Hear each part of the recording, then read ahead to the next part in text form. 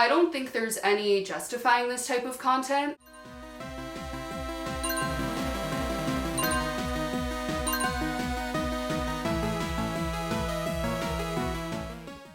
Hello my people, and happy Saturday. You all loved Commentary Jessie, and I thought, why not bring her back? Why not bring her back with a little bit of a twist? I want to do a new structure to these commentary videos where I mention an LGBT topic, a mental health topic, and then whatever else is going on in the world this week. Because I have ADHD, and I can't just talk about one topic. Bless you. To close it out, do we do like a Polly Pocket of the week? Do we do like a lesbian of the week? But am I always the lesbian of the week? I'm always the lesbian of the week, I hope. Like this if you think it's a good idea and want me to keep doing this. I'm really excited. Let's try it out. Let's see how it works. Without further ado, let's get started. There's a user online that recently got signed to a big deal with BarStool Sports. Her name is KingKrabbyPatty. This user has caused a lot of discussion online, like a lot of stitches with millions of likes, people not sure how to feel about this kind of content. As someone that's recovered from anorexia, I do feel like my opinion on this could matter. It's not the only opinion that matters. There's definitely other opinions that matter even more than mine when it comes to this, especially how fat people feel about the way that she talks about being fat. It is insane. To get you to understand what I'm talking about, first I'm gonna need you to watch a few of her videos. I'm gonna put a trigger warning on the screen because these videos are no words. To anyone that struggled with an eating disorder, trigger warning for fat phobia. I don't want this to hurt anyone, and I want you to know what you're about to go into, or I always try to put chapters on the bottom so you can skip just this whole portion of my video. Cool. Born to be skinny, forced to be fat because I'm so unathletic. That was a mile. Can't breathe, feel like worth it to be skinny. Miserable now, or miserable all summer when I look like a beached whale. All I know is I'm gonna look like $1 million this summer because I'm not on my fatty McFatster right now. Can't wait to be skinny as a needle. Oink oink, chubby cheeks. Yeah, you heard. Every time I walk, the oinks get quieter. It's like it started off like oink oink oink. Now it's just like oink oink oink. It's like my fatness is leaving in the past. There's nothing wrong with being fat. You should love yourself the way you are. Okay, I'm hearing you, but now you gotta hear me. There are people who would genuinely get joy from seeing me be fat. Over my dead body will somebody's joy come from me being fat. Never in my life do I want people sending around my pictures going, she finally gained weight. No, the fuck I did not. That's really mean. Well, it's realistic. I'm not living in La La Land out here. Before I get into why these videos are harmful, I want to say, I don't know her as a person. I'm not going to say I hate her as a person because that's just biased and untrue. I don't wish this person the worst. That's not my intent with this video. I just wanted to talk about why I think these videos are extremely harmful. She has publicly stated that she struggles with her body. So I want to hold empathy there. Clearly this is a creator that struggles with her body and the way she looks. And that is a very vulnerable place to be in and a vulnerable thing to be talking about. But it's these videos that I cannot defend. To have such a giant media platform signing someone where this is the basis of the content that they are creating, it is extremely concerning. With the rise of Ozempic and 2014 Tumblr almost coming back, it's feeling a little scary. It felt like maybe we were kind of moving in the right direction, and now we're going way back. I'm seeing these celebrities lose a lot of weight very quickly, allegedly because of Ozempic, we don't know. And I'm seeing the compliments rising through the roof. What does that do to a young person? If you read the comments of her videos, people are like, thank you for motivating me. Let me tell you, as someone that's had an eating disorder, it is never going to feel good to go on a walk just because you hate yourself. It is never the right motivation. You can still take care of yourself without that rhetoric. And here's the thing, I have had extremely unhealthy, very cruel thoughts towards myself when I struggled with my eating disorder, but I did not post those online for the world to see because that is harmful. Now, unless I put a giant trigger warning, I try not to talk about what I did, the habits I had, because I don't want to give anyone a step-by-step guidebook. I cannot imagine being a person that exists in a larger body, watching these videos and how they would make me feel. Not only motivating these young people to work out only on the basis of hating yourself, but also I think about how some of these people in larger bodies, how they're going to feel when they watch these videos. videos, how they're gonna feel about themselves. When the way you talk about being fat, it is not okay. This company, BarStool, very interesting. They made a video making fun of Trisha Paytas's OF. Making fun of someone's naked body is extremely messed up. Doing that in the first place, but then being like, this is funny content. The whole office laughing at this. Very interesting. I don't think there's any justifying this type of content. As someone that's also had an eating disorder, I have a lot of health issues, and I have to do certain things to take care of my body, but I do them not because I hate myself, because I love myself and I want to feel good every day. I do a walk every day, but it's not coming from an unhealthy place. It's coming from a place of, I want to take care of myself. I don't want to be in pain, and I just want to get rid of my inflammation. Am I going to look down on anyone else for not walking? No. Am I going to call them anything that was ever mentioned in that video? Definitely not. There's 100% a way to motivate yourself, to take care of yourself without doing it in an unhealthy way. And I had to find that balance after a really long time. This way of talking to yourself, it shouldn't be normalized. Hello, my people. Quick little intermission. I have a surprise for you. I have merch. First off, I've been laying some Easter eggs out, okay? It hasn't really been very subtle or smart at all. Quite literally, I just was wearing the different prototypes of my merch and trying them out. Not really clever, but they were there. They were Easter eggs. Go look for them. Tell me how many you find. Buying merch helps directly to support my channel, and it's always super, super appreciated. You could buy clothes from a giant corporation, or you could be buying clothes from a pink-haired lesbian you follow on the internet. Make the right decision. So this merch has been a journey, and I wanted to make sure I had a size inclusive that goes up to 3X merch line. I wanted the merch to just be, I'm just a girl, which we have in hoodies and t-shirts, but I also acknowledge that not all of you that follow me are girls. So we have a whole line. I didn't want to just release something with one gender identity. That didn't feel right. We also have I'm just a boy and I just exist outside of the binary. I hope you all enjoy this merch. Please tweet me if you get it, or comment down below. Jessie, I got your merch. Can we meet at 7? You get my merch, that would be beautiful, amazing, wonderful, perfect. I would actually love you so much and appreciate it. And thank you for even just watching my videos. Even that is great, but I really love it if you got the merch. It took like almost a year to get everything perfect, so okay, bye.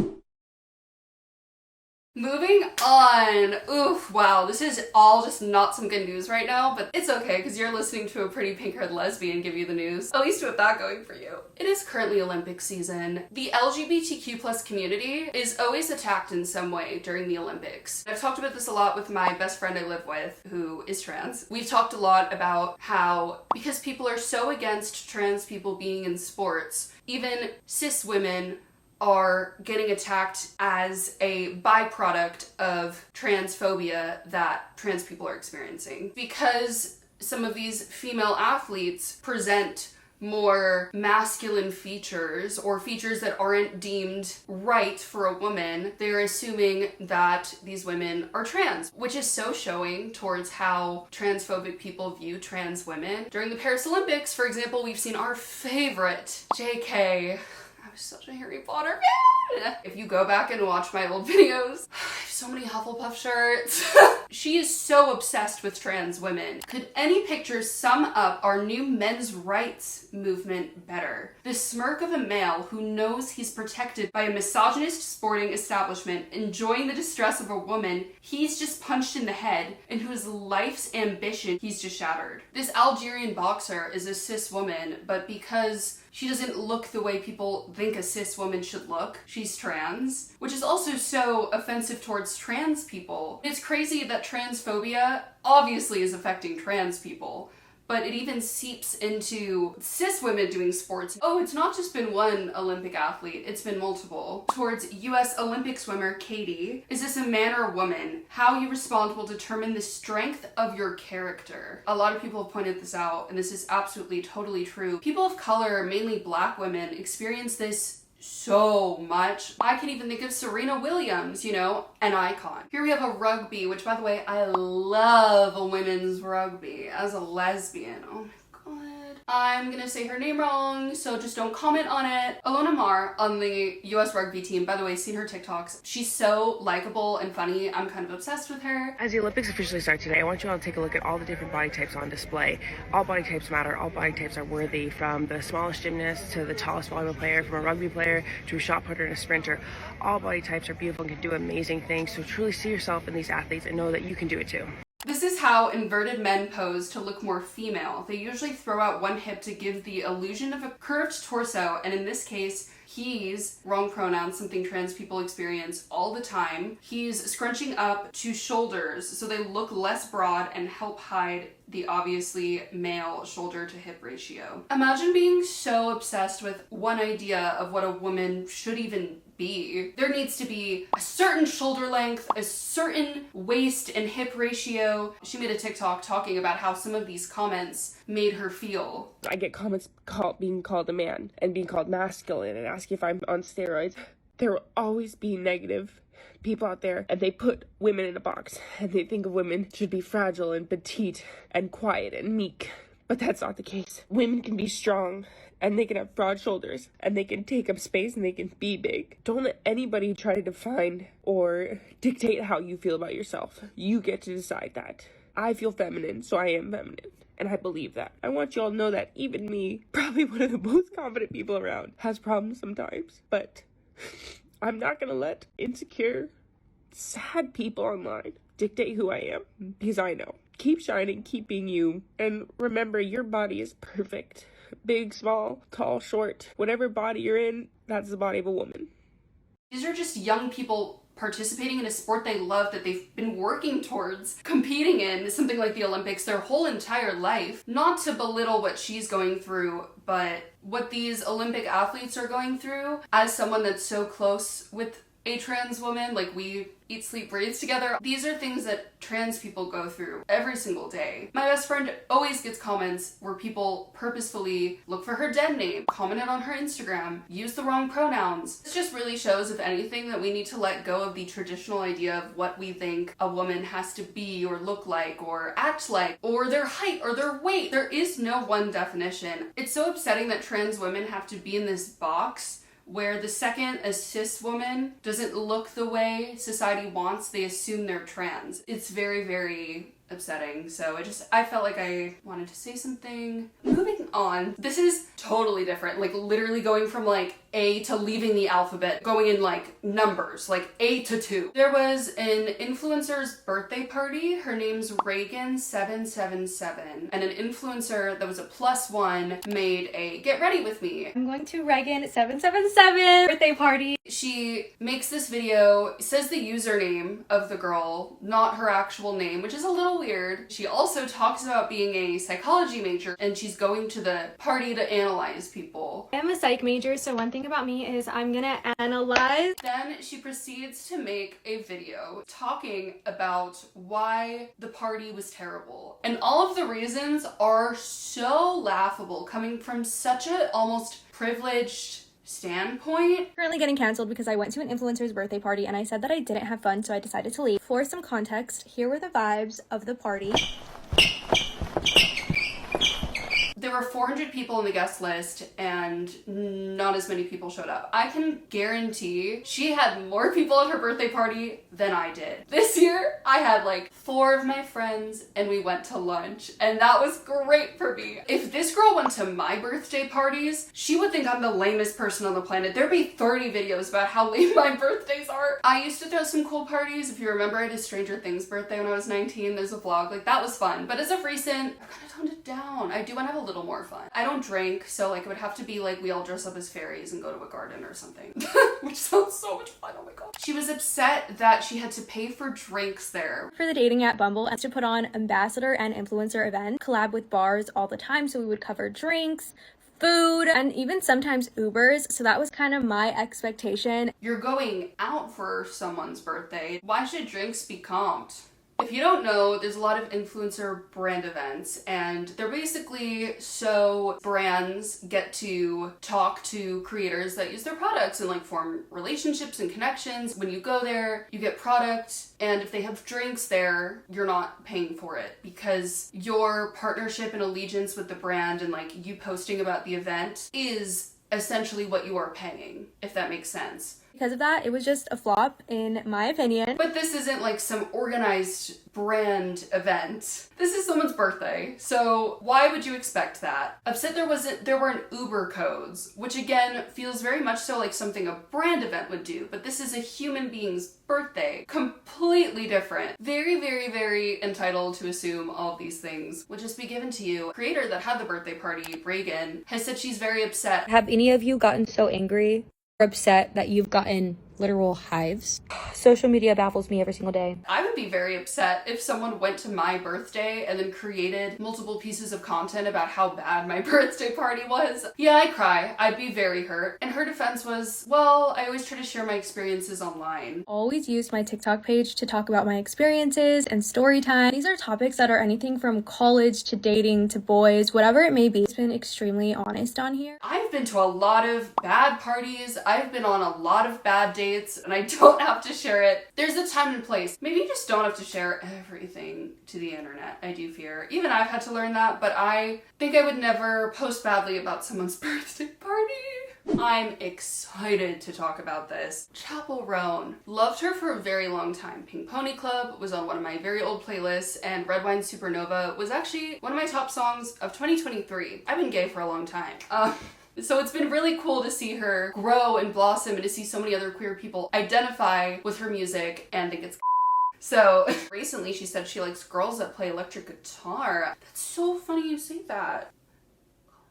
So, just kidding. Chappell Alone loves drag, takes a lot of influence through drag, and actually is considered a drag queen. Recently, Chappell Alone got called performative for the incorporation of drag into her performances. In my opinion, there is a natural life cycle where an artist blows up, everyone loves them, they think it's too good to be true, they look for a reason to hate this person. Sometimes they do actually find something. With her, the best they could do was try to just call her love for drag performative with no basis of where that comes from. I've known that Chappell Alone has drag openers for her shows since 2023. Her saying, "My name is Chappell Alone. I'm your favorite artist. I do know it was Sasha Colby's first. I am your favorite drag queen's favorite drag queen.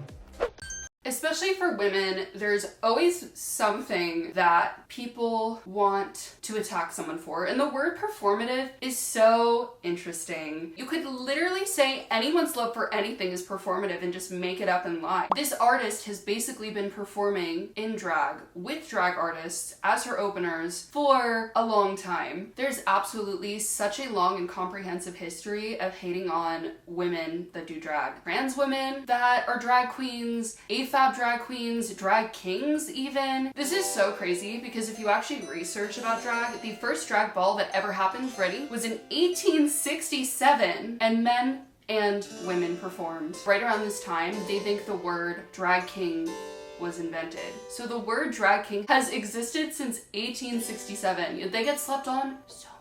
The show Pose, which is all about the ballroom scene in the 80s, had the largest trans cast to ever be regulars in a scripted show. This show follows so many black trans women performing during a time where transphobia was more rampant than ever. There's also a lot of scenes about HIV/AIDS. Trans women have definitely finally been getting their much deserved love. For example, on RuPaul's Drag Race, Sasha Colby won season 15 of RuPaul's Drag Race. She's a Polynesian trans woman. That's so iconic. For Drag Race Germany in 2023, the first cis woman ever won Drag Race. That's crazy. That was only a year ago. Victoria Stone, who's incredibly talented, is an AFAB drag queen who also performs as a drag king. If you look at the comments from when they were announced to be in Drag Race, it's absolutely insane. People think that being an AFAB person that participates in drag, they think that it's cheating, which is So unfortunate. Not to mention there's also been trans men that have competed for the first time, like Got Mick. Saying that an AFAB drag queen is cheating, is underestimating what drag even is and how difficult it is to participate in drag. And drag just has never been a one-size-fits-all performance, an art form. There's some drag queens that spend $20,000